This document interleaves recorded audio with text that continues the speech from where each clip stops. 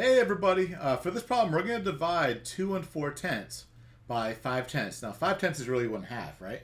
So the question is how many 1/2s are there in 2 and 4 tenths? So come over here first and grab a pen. I'm going to go with green, okay?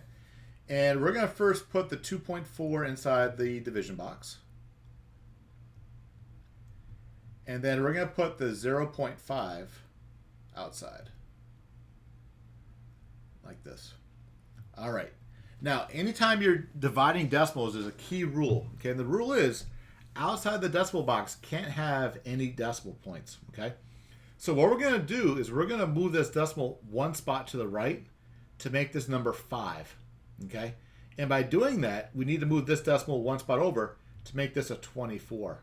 So what we really did is we changed the problem to 24 divided by 5, but that's going to have the same answer as 2.4 divided by 0.5.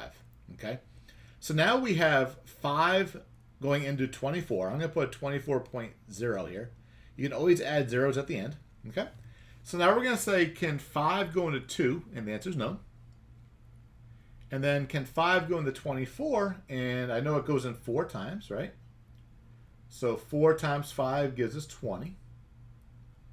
And when I subtract 20 away from 24, that gives us 4 as a remainder.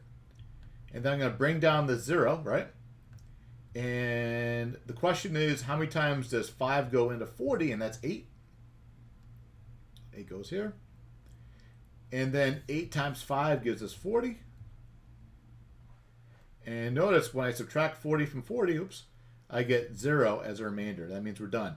But the answer is not 48. All right, a key part is this. Okay, I should have done this before. Right, this decimal that's here now, I need to bring straight up, just like this. So our answer is now 4 8/10.